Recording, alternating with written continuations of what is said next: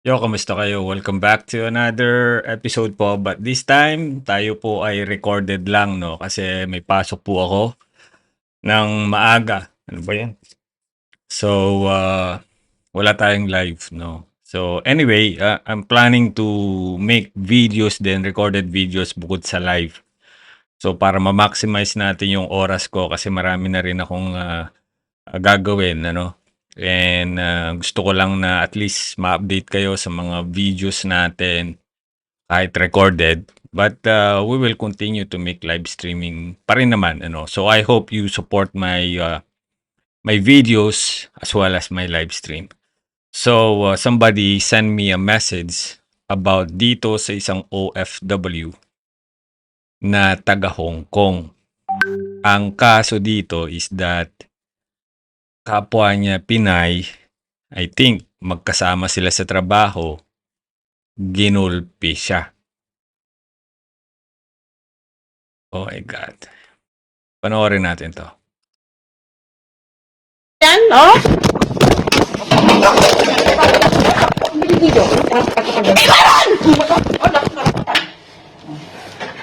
Grabe. No? Ulitin natin dito sa bandang ito. Yung kita yung mukha nito. Bilis.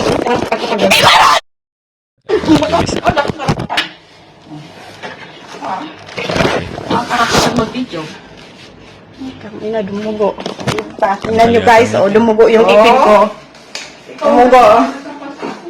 Tingnan mo. Actually, hindi to yung unang beses na nakita natin na may mga ganitong insidente na nag-aaway-away. Okay. Ayan na siya. So, may awa pa sana ako sa'yo nung una pero nung basag nguso ko, di ko na talaga palampasin. Na may hasa ka, nasaktan ako. Okay, so ibig sabihin, matagal nang sinasaktan ito. Grabe naman, no? Ayan, impake. Terminated yata ito. Yeah. Terminated itong si Nanay Gonggong eh. Ayan, ito naman, update. Kahapon gusto ko nang gumanti sa kanya. May hawak na akong panghampas pero inisip ko talaga mga anak ko kaya nagtimpi ako. Mga pulis kahapon on the spot, action agad. 3 sila, di ako takot kahapon dahil nagsasabi kung totoo basag nguso ko. Kuhanan both side statement. Okay. 呢條小想我一個月前咪想用。我都想係咪先？個個都Pulis nga. Idido. Ito naman, teka, meron pang isa. Ayan. Ito muna bago yung isa, no? So, dito nag-e-explain siya. Nung una akala ko kasi AI lang to. Sabi ko, parang AI, pero hindi pala. Okay, pakinggan natin siya. Kuya, ito lang sasabihin ko ha. Paano nyo sasabihin sa akin na kailangan ko pang magpaalam sa kanya or consent na kuhanan ko siya ng video? Eh dati na nga po niya akong sinasaktan. Nagsumbong ako sa amo ko pero ang sabi ng amo ko, bigyan pa ng chance. Tapos, ito po ha, ang dami kong video dito na halos yung pagkatao ko nilalait niya. Wala akong pinag-aralan. Taga-bundok ako. Aminin ko po na taga-bundok ako. Kasi taga-Bicol po ako.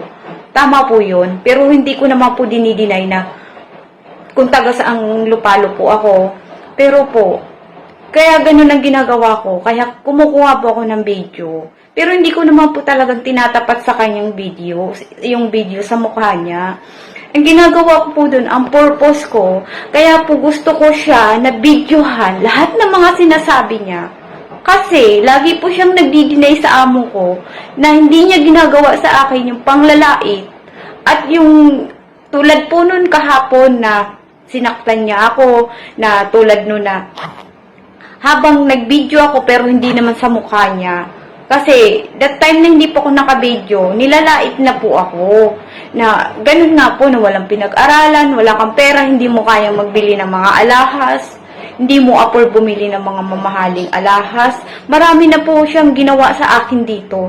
Akala niyo po ba, tiniis ko po lahat yun. may time po na kumakain ako, binato niya ako ng sponge, dito tumama sa dibdib ko, basang-basa yung dibdib ko. Tiniis ko po yun, hindi ko pinakita sa kanila na nasasaktan ako sa ginagawa niya. Tiniis ko po lahat yun kasi iniisip ko yung anak ko. Pero kung idamay na yung anak ko, magulang ko, para sa akin po, hindi na tama. Sobrang api na po ako. Kaya kahapon, sabi ko mag-video ako kasi para protektahan ko yung sarili ko. Paano po pala kung wala akong video kahapon? Tapos nag-deny siya na hindi niya ako sinaktan. Habang pinabik niya yung cellphone ko, kinuha ko, dinampot ko, pagtuwad ko ng ganon, kinuha ko yung cellphone, sinipa niya ako sa puwet. And then, pagtayo ko, binigwasan niya ako sa siko. And then, tumama yung siko niya dito sa nguso ko. E di dumugo. So, paano po pala kung wala akong video? Di wala po akong laban. Paano na po yung ibubuhay ko sa anak ko? Ito lang po yung paraan na mabuhay ko yung anak ko kasi isa akong single mother. Tama po ba yan? Magpaalam pa ako, i-video ko siya. Para sabihin mo sa akin na kailangan ko pang magpaalam o consent. Para lang gano'n na wala akong karapatan na video ko siya. Tama po yun? Tama ba yun na gawin niya yun sa akin lagi? Tiniis ko po yun ng ilang buwan. Ang dami kong video. Yung pangdalait niya sa akin, yung ipin ko daw, rabbit. Accept ko naman po yun eh. Kasi ito po yung naging sitwasyon at binigay sa akin ng Diyos. Pero bakit naman po sobrang pati pagkatao ko nilalait na umaabot. Hindi ko alam kung saan nag-ugat to, no? Wala akong nakitang iba pang mga videos na sorry, nilamig ako. Na iba pang mga videos na in-upload niya. Yung dalawang video na nakita natin kanina, yun yung recent na video na ipinost na niya. Siguro after the incident and police came to their house at yun. Kaya niya na ipinost. Pero hindi natin alam kung ano yung punot dulo. Malay natin, sabihin niya dito. Na sa punto yung anak ko dinadamay na. Pati yung nanay ko kahapon dinamay. Tama pa ba yun? Hindi. Para sa akin kahit ganun lang eh. Yun lang ipaglalaban ko. Hindi ako gumaganti sa physical. Kasi gusto ko lumaban ng patas. Ayokong manakit. Kasi ako baka kung mabaligtad, paano na yung pamilya ko? Paano yung anak ko umaasa sa akin? Tatlo yung anak ko. Paano kung lumaban na ako, nabaligtad ako, hindi ako yung nakulong? Kaya huwag mo sabihin sa akin, kuya, na wala akong karapatang kumuha ng picture sa kanya. Tama po. Pero hindi ko tinatapat sa kanya. Ang gusto ko marinig lahat yung mga sinasabi niya about sa akin.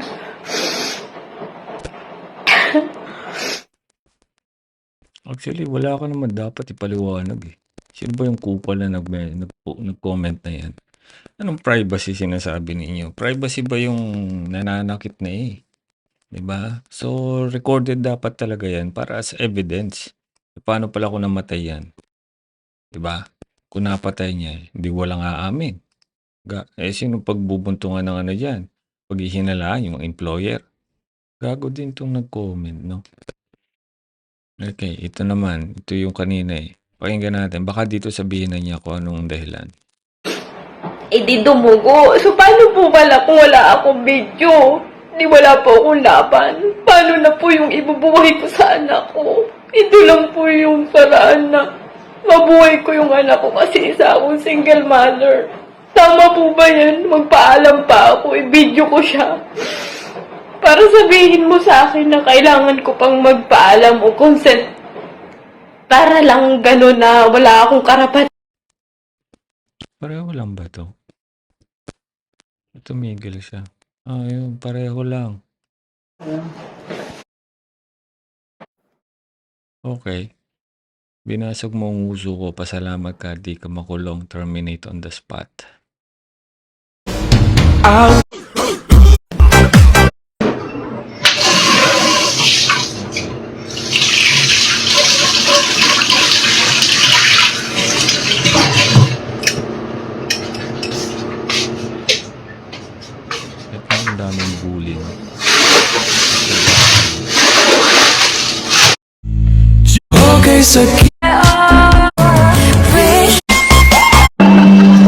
Ayun, wala na. Wala nang iba pang mga video. So, yun lang yung recent, no? Mga recent na nangyari sa kanila. Kawawa din naman, ano? Mayroon talagang magaan ng kamay. Nakatrabaho, tao, no? Kawawa naman. Yun, kitang-kita. Huwag kang gagalaw. Mabilis eh. Nabubura eh. Grabe yung impact, no? Grabe yung impact eh. Kaya inaayos ko lang gagawin kong thumbnail. Okay, isa pa. Tanga na, nabubura talaga.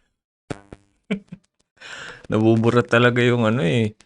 Para sana maano eh. Maano ko yung mukha niya at gawin kong thumbnail tapos lalagay kong caption. Mapanakit na OFW sa kasama.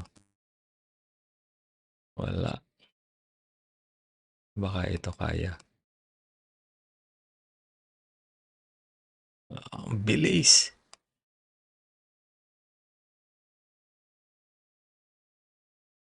Grabe naman ang bilis.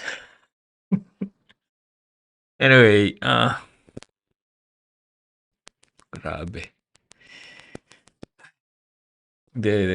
Prayers nga pala sa Hong Kong kasi nabalitaan ko na ang daming nasunog, no? Building. Isang buong building ba yun? O magkakatabi kasi yung building sa Hong Kong.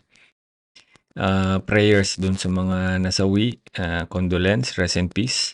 Condolence sa pamilya ng mga nasawi. And wala naman daw naikulat na Pilipinong namatay o dun sa sunog na yan. Pero ganun pa man, let us keep praying na ligtas yung mga kababayan natin sa Hong Kong. We'll see you in the next episode mga kababayan ko. God bless you all.